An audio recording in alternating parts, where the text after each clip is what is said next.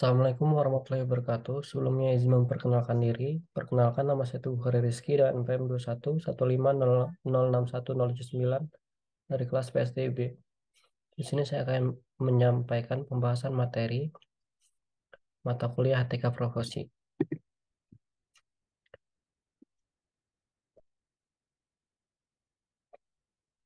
Materi yang akan saya sampaikan yaitu yang pertama ada etika profesi, lalu ada profesi di bidang IT, cybercrime, kode etik ahli IT, hak asasi kekayaan intelektual atau haki, dan sertifikasi IT. Yang pertama, etika profesi. Etik atau etika berasal dari kata ethos dari bahasa Yunani yang berarti karakter, watak, kesusilaan atau adat. Etika akan berkaitan dengan konsep yang dimiliki oleh individu ataupun kelompok untuk menilai apakah tindakan-tindakan yang telah dikerjakan itu benar atau salah dan baik atau buruk.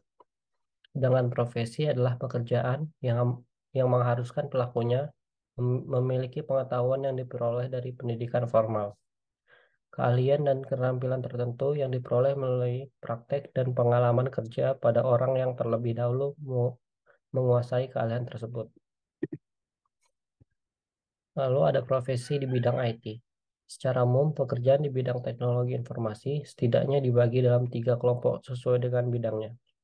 Kelompok pertama adalah mereka yang bergelut di dunia perangkat lunak atau software, baik yang mereka yang baik mereka yang merancang sistem operasi, database maupun sistem sistem aplikasi.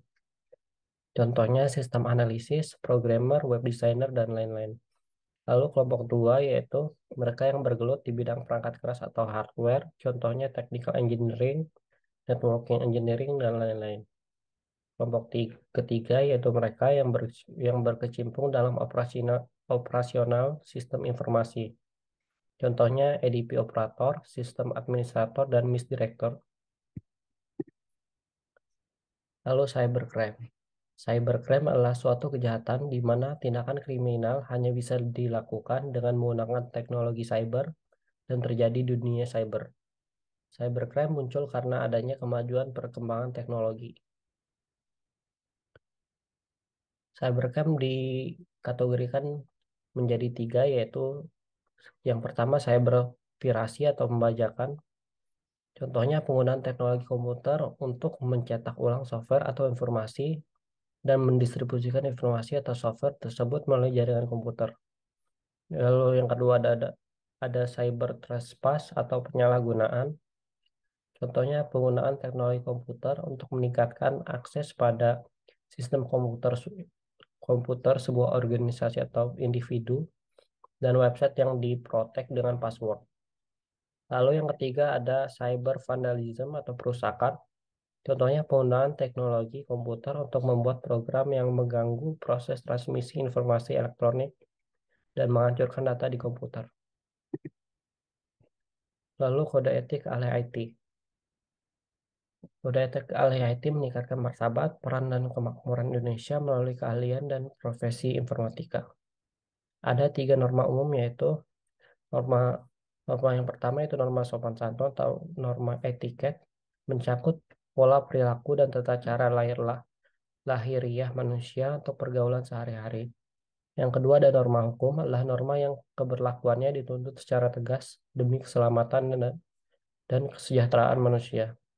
Yang ketiga ada norma moral, menyangkut sikap dan perilaku manusia sebagai manusia, menyangkut baik, buruk, adil dan tidak adil tindakan dan perilaku manusia. IAII mensosialisasikan prinsip-prinsip moral bagi seluruh anggotanya. Kode etik IAII sebagai prinsip moral yang dimaksud untuk melindungi masyarakat dari kemungkinan dirugikan secara sengaja atau tidak sengaja oleh ahli informatika. Kode etik bertujuan untuk melindungi keluhuran profesi ahli informatika dari perilaku-perilaku buruk dari oknum-oknum yang mengaku sebagai ahli informatika. Lalu ada hak atas kekayaan intelektual atau haki. Haki adalah hak eksklusif yang diberikan suatu hukum atau peraturan kepada seseorang atau sekelompok orang atas karya ciptanya. Pada intinya, haki adalah hak untuk menikmati secara ekonomis hasil dari suatu kreativitas intelektual.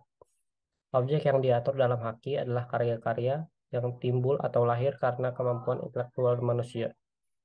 Setiap hak yang digolongkan ke dalam haki harus mendapat kekuatan hukum atas karya atau ciptaannya. Untuk itu diperlukan tujuan penerapan haki. Tujuan dari penerapan haki yang pertama, antisipasi kemungkinan melanggar haki milik pihak lain. Kedua, meningkatkan daya kompetisi dan pangsa pasar dalam komersialisasi kekayaan intelektual. Dan ketiga, dapat dijadikan sebagai bahan pertimbangan dalam penentuan strategis penelitian usaha dan industri di Indonesia. Lalu sertifikasi IT. Sertifikasi merupakan suatu penempatan yang diberikan oleh suatu organisasi profesional terhadap seseorang untuk menunjukkan bahwa orang tersebut mampu untuk melakukan suatu pekerjaan atau tugas spesifik. Sertifikasi IT adalah proses yang menunjukkan pembuktian seseorang memiliki kompetensi profesional dalam aspek teknologi tertentu. Sedangkan sertifikasi IT adalah bukti bahwa seseorang telah memiliki kompetensi bidang IT tertentu dan biasanya sertifikat IT mewakili vendor tertentu atau bahkan lintas vendor. Sekian presentasi yang saya dapat sampaikan. Lebih kurangnya saya mohon maaf. Assalamualaikum warahmatullahi wabarakatuh.